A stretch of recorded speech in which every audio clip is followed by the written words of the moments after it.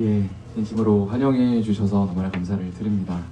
전원이 말씀하신 것처럼 지난 금요일날, 토요일날 새벽에 들어왔습니다. 제가 비행기를 좀 오래 타고 왔어요. 그래서 이스탄불 경유해서 24시간을 타고 왔는데, 또 한편으로는 뭐 좀 저렴하게 오랫동안 태워줘서, 그리고 기내식도 총 4번을 먹었습니다. 이 싼 가격에 이렇게 저를 잘 대접해 주시는 것에 참 감사한 마음이 들었습니다.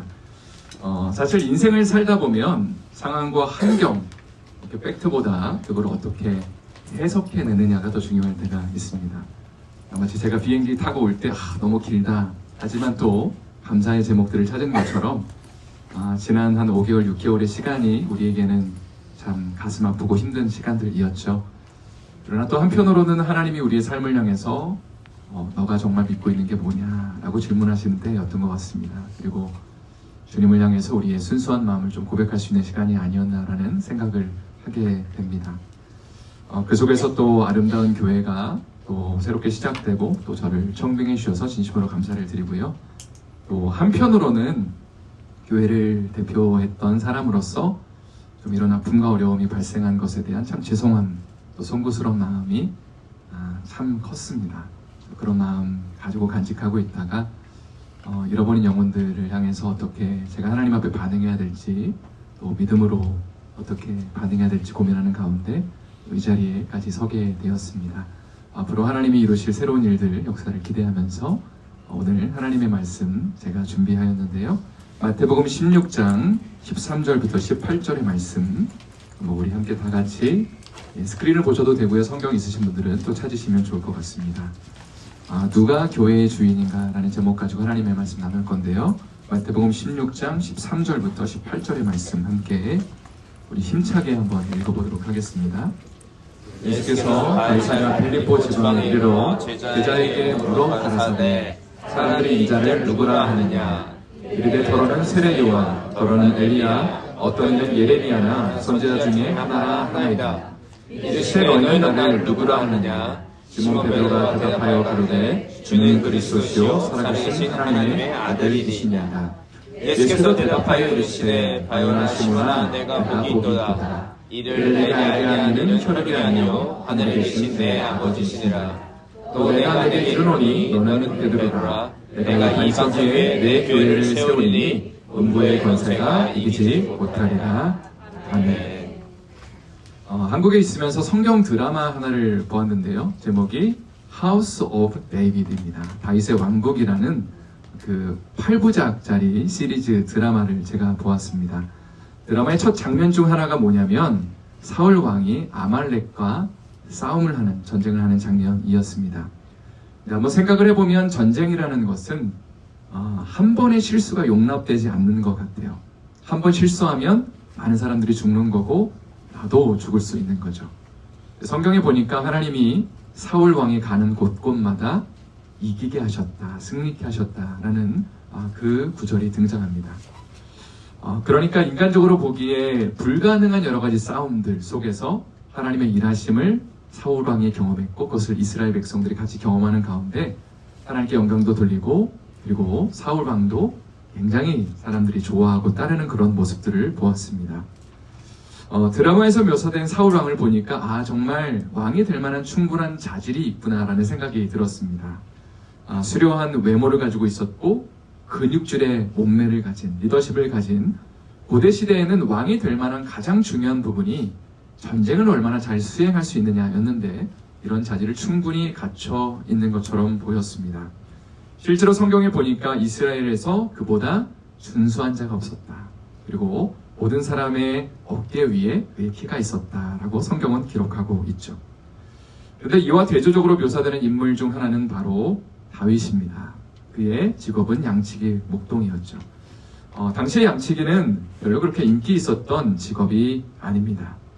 형들은 전쟁에 나가 싸울 수 있는 어떤 체력도 갖추고 있고 몸도 갖추고 있고 리더십도 있는 것 같은데 다윗은 전쟁에 나가지도 못하는 그냥 조금 왜소한 체구를 가진 양치기 목동의 삶을 살고 있었다는 거죠.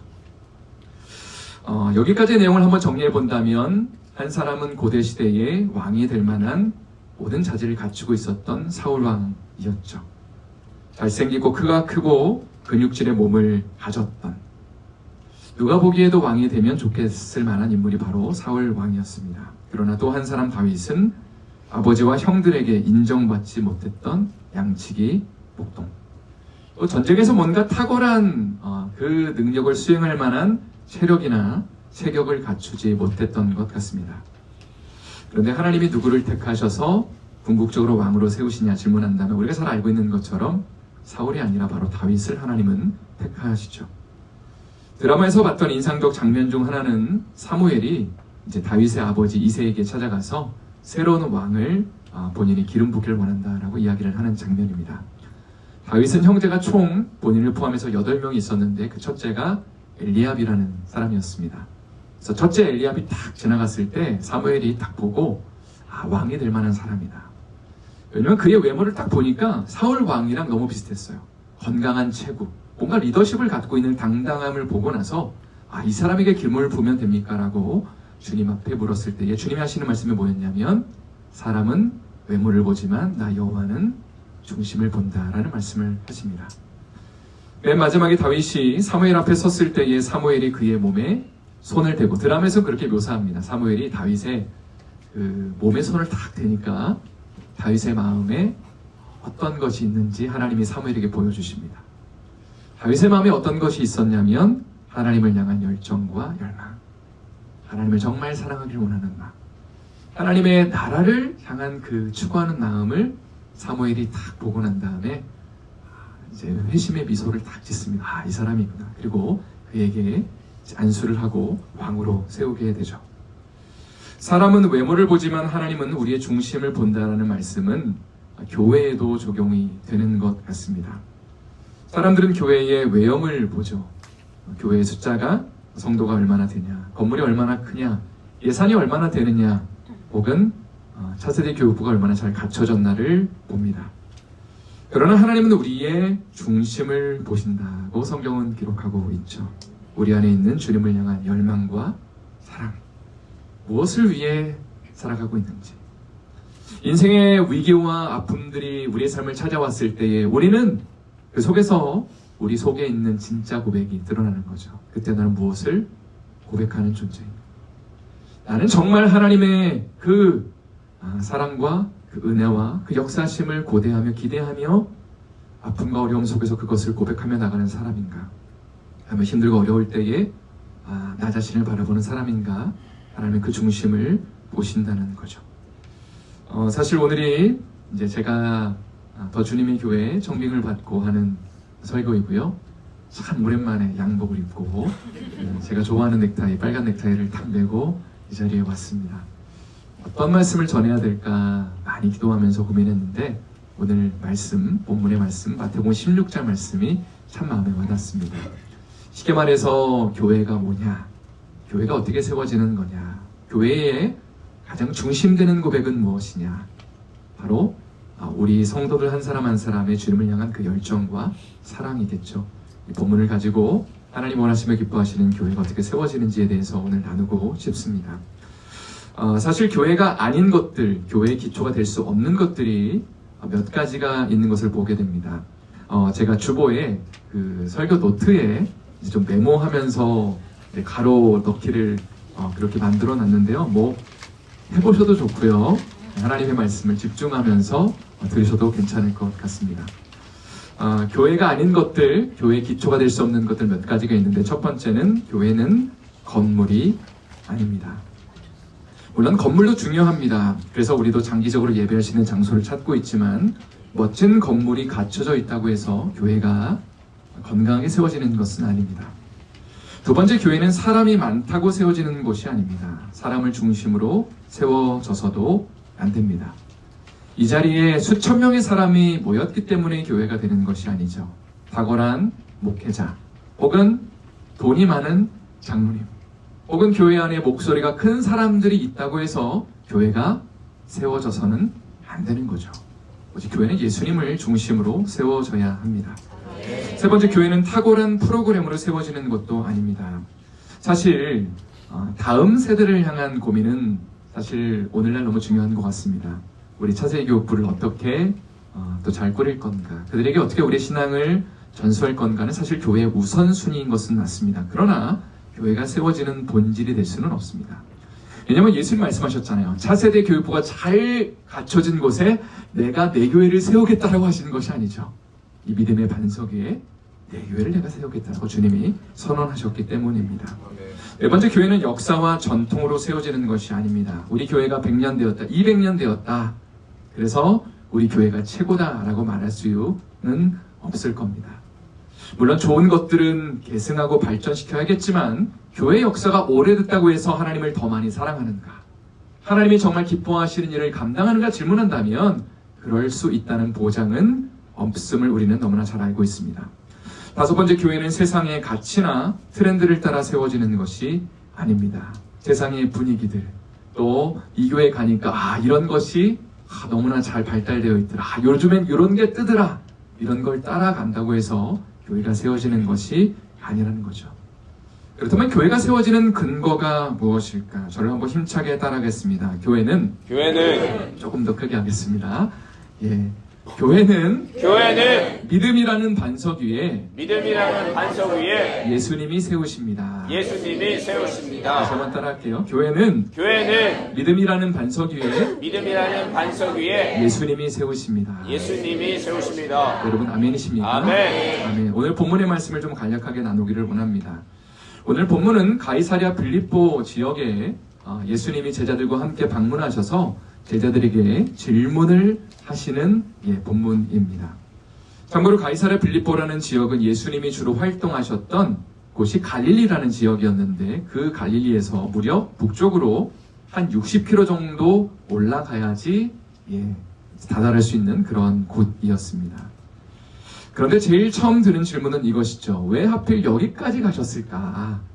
그리고 두 번째 질문은 거기서 질문을 하시는 거죠. 사람들이 나를 누구라 하니? 그리고 너희는 나를 누구라 하니? 예수님이 왜 하필 가이사랴 빌립보 그 먼 곳까지 가셔서 이런 질문을 하셨을지 우리는 궁금증을 갖게 됩니다. 이때 시몬 베드로가 이런 대답을 하죠. 주는 그리스도시요 살아계신 하나님의 아들입니다. 그때에 예수님이 그를 칭찬하시면서 하시는 본문이 오늘 18절의 말씀입니다. 한번 다 같이 스크린을 보시면서 마태복음 16장 18절 말씀 힘차게 읽도록 하겠습니다.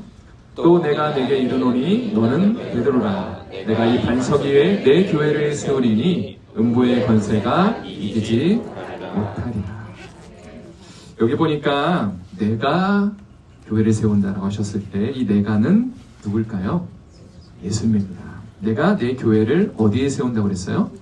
이 반석 위에. 자, 이 반석이 뭐냐를 해석하는 방법이 두 가지가 있습니다.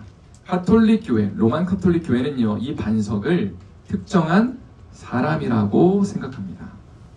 베드로가 이 고백을 하니까 베드로 위에 교회가 세워진다고 생각하는 거예요. 그래서 로마 카톨릭의 1대 교황은 베드로입니다. 그리고 그 사람을 중심으로 해서 계보가 이어진다고 생각하는 것입니다.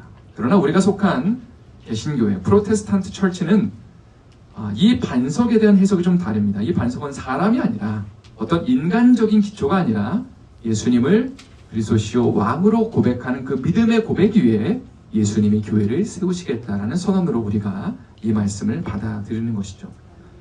가령 우리에게 하나님이 허락하신 상황과 환경이 한번 있다고 가정을 해보겠습니다.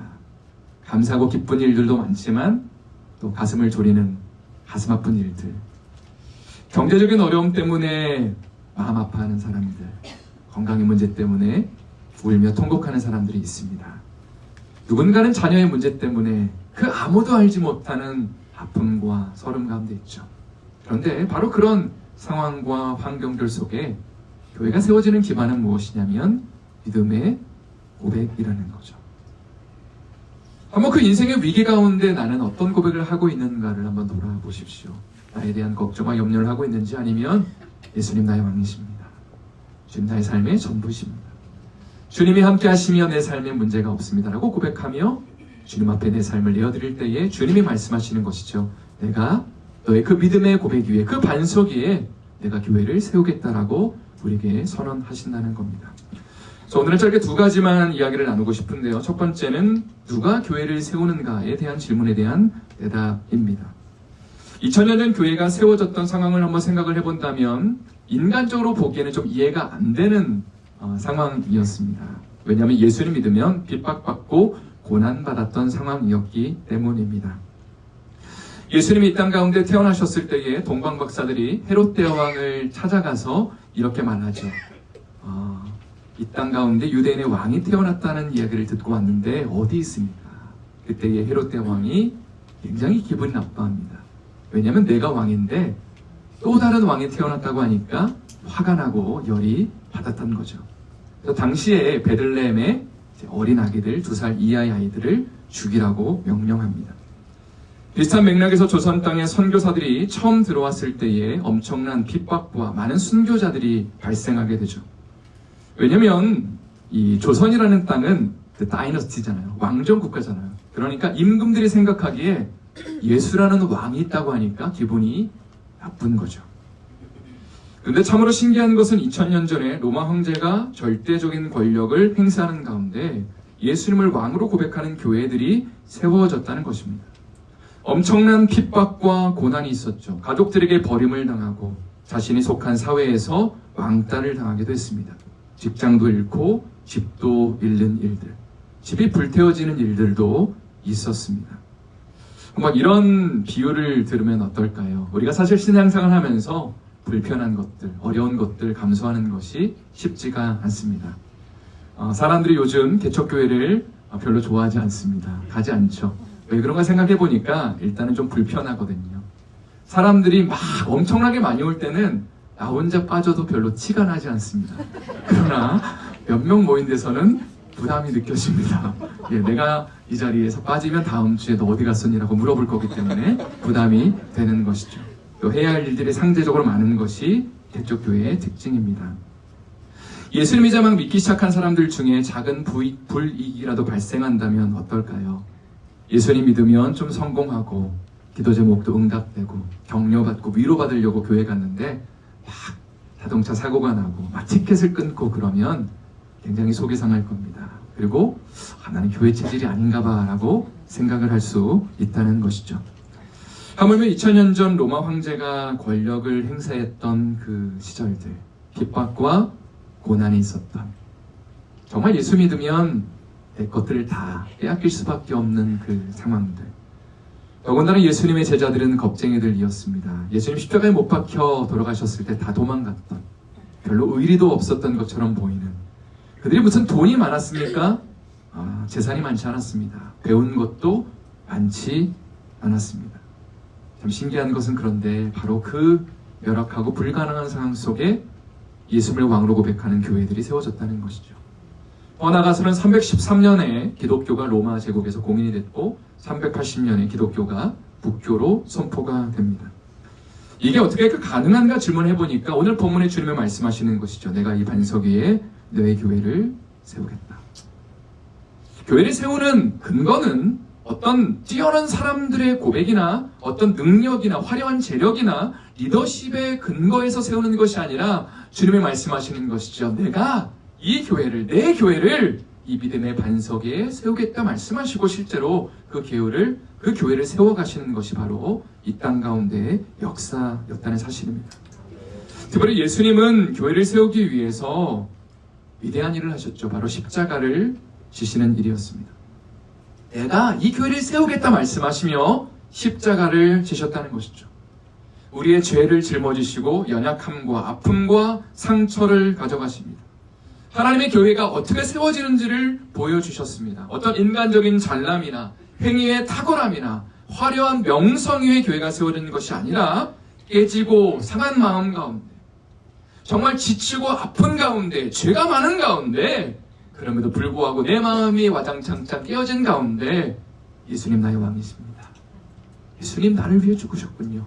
그 고백하는 믿음의 고백 위에 아름다운 교회가 세워지는 것을 우리에게 보여주셨다는 겁니다. 아멘. 사실 저도 이제 토요일 날 새벽 1시 반에 들어왔습니다. 그리고 이제 잠을 살짝 자고 난 다음에 어제 예배 공간에 와서 이제 또 우리 장로님, 집사님들이랑 좀 이제 예배 준비를 하고 이제 좀 하루 종일 이제 시차를 적응해야 되기 때문에 깨어있는 상태에서 밤에 딱 잤는데 1시 반인가에 정말 말똥말똥 깨지더라고요. 주여, 저를 왜 시험하십니까? 마음이 들었습니다. 예, 근데 어쨌든 그 좀 깨어있는 가운데 그래도 좀 기도하게 되잖아요. 한편으로는 감사하고 또 하나님 앞에 이곳까지 인도하신 주님 앞에 감격하는 시간도 있었지만 또 한편으로는 제 마음이 그렇게 편하지는 않았습니다. 여러 가지 들려오는 이야기들, 또 뭐 칭찬과 격려의 얘기들이 들려오기보다는 좀 부정적인 말들, 또 비난들, 그런 것들이 들려올 때에 좀 마음이 사실 편하지는 않았습니다. 근데 기도하는 가운데 하나님 주셨던 마음이 이것이었어요. 제가 내린 결론은 이겁니다. 뭐냐면 하나님, 저는 잘못한 게 없습니다. 이런 마음도 아니고요. 하나님, 저는 하나님 앞에 정말 당당합니다. 그들이 잘못했습니다. 라고 하는 그런 저의 어떤 의로움이나 저의 행위를 자랑하는 마음이 아니라 기도하는 가운데 하나님 저에게 깨진 마음, 상한 마음 주시더라고요. 하나님, 제가 아무것도 아닙니다. 하나님, 정말 제가 죄인입니다. 하나님, 나는 아무것도 할 수 없는 존재입니다. 하나님, 나는 교회를 세울 수 있는 사람이 아닙니다. 그런데 예수님 내 삶의 왕이십니다. 주님, 나를 다스려 주시고 주님이 영광 받아 주시옵소서. 그거 하나면 충분합니다 라고 고백하는 가운데 제 마음이 정말 녹아지더라고요. 그리고 주님이 그래, 그거면 됐다. 그러면 내가 그 믿음의 반석에 내 교회를 세우겠다라고 말씀하셨다는 거죠. 실제로 예수님은 죽으시고 부활하셨습니다. 그리고 예수 믿는 자들에게 성령이 임하시게 되죠. 그리고 그 능력을 받은 사람이 이제 성령의 능력으로 교회를 세워가게 되었다는 것입니다. 첫 번째 나눈 것은 교회가 어떻게 세워졌느냐, 누가 교회를 세웠냐, 예수님이 세우셨다라는 이야기를 나눴고요. 두 번째 나누고 싶은 것은 그렇다면 예수님이 세우셨기 때문에 교회의 주인은 예수님이 되셔야 된다는 겁니다. 앞에서도 잠깐 나눴지만 사람이 주인인 교회들이 사실 많이 있습니다. 어떤 인간적인 기반 위에 교회를 세워가려는 시도들이 많이 있음을 보게 됩니다. 그러나 이것들은 교회의 본질이 되어서는 안 되는 거죠. 우리 개신교도들을 영어로는 프로테스탄트라고 부릅니다. 많이 들어보셨을 거라고 생각을 합니다. 우리가 속한 이런 여러 침례교, 장로교, 감리교, 성교교 이런 것들이 다 개신교회에 속해 있는 교회들입니다. 프로테스탄트 처치. 여기서 프로테스트라는 단어는 저항하고 항거한다는 의미를 담고 있습니다. 좀 무거운 단어이죠. 어디에 항거한 거냐면요, 약 500년 전에 사람이 교회의 주인 되려고 했던 카톨릭 교회를 향해서 마틴 루터나 존 칼빈이나 지분기 같은 사람들이 항거하고 저항하면서 리포메이션, 종교개혁을 일으킨 것입니다. 그리고 그 결과로 태어난 것이 개신교회, 프로테스탄트 철치입니다. 사실 중세시대의 교황의 권력은 절대적이라고 할 수 있었죠. 거의 하나님의 아들 바로 밑에 있었던 교황이 한마디 하면 그것이 교회의 규율이 되고 하나님의 말씀의 그 권위보다 교황의 말이 더 중요했던 시절이 있었습니다. 그때 종교개혁자들이 외쳤던 것은 이것이죠. 교회의 주인은 예수님입니다. 여기에 교황 당신도 굴복해야 됩니다. 교회는 오직 하나님의 말씀을 근거로 세워져야 됩니다. 사람의 말이나 전통은 하나님의 말씀을 앞설 수 없습니다. 이 단순한 진리를 교회 안에 정착하기 위해서 수많은 사람들이 피를 흘렸고 그 속에서 우리가 속한 개신교회가 탄생하게 되었다는 것입니다.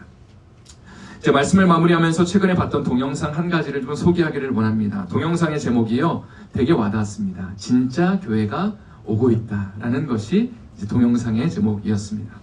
한 목사님이 인터뷰를 하시는 영상이었는데 이런 말씀을 하십니다. 요즘 교회가 쇠퇴기에 있다고 합니다. 점점 사람들이 교회를 가지 않고 또 숫자도 줄어들고 있죠. 또 사회적으로 비난을 받고 있습니다. 그래서 이제 교회가 끝났다 두려워하고 염려하고 있습니다. 그러나 저는 교회가 쇠퇴기에 온 것이 항상 부정적인 측면만 있는 것은 아니라고 생각합니다. 오히려 저는 이렇게 말을 합니다. 진짜 교회가 오고 있다. 곰곰이 생각해보면 교회는 원래 가난했다는 거죠. 원래 비주류였다는 것이죠. 교회는 원래 외로웠다는 것입니다. 그런데 어느 날 너무 많은 것을 받았습니다. 너무 많은 것을 누리고 너무나 많은 것들을 자랑하기 시작했습니다. 그런데 오늘날 교회의 어려운 현실들을 허락하시며 하나님이 질문하신다는 거죠. 도대체 교회가 무엇이냐? 교회가 도대체 무엇이냐? 우리는 과연 예수님의 왕되심을 고백하며 가난을 견딜 수 있느냐? 예수님을 바라보며 작은 모임을 기쁘게 감당할 수 있느냐? 외로움과 비주류를 기쁘게 참아낼 수 있느냐? 때로는 비난과 욕설이 우리 삶에 들려와도 예수님 바라보며 그 길을 걸어갈 것인가? 그래서 목사님은 만나는 사람들에게, 특히 목회자, 후배들에게 정말로 앞으로의 목회가 장밋빛이 아니잖아요.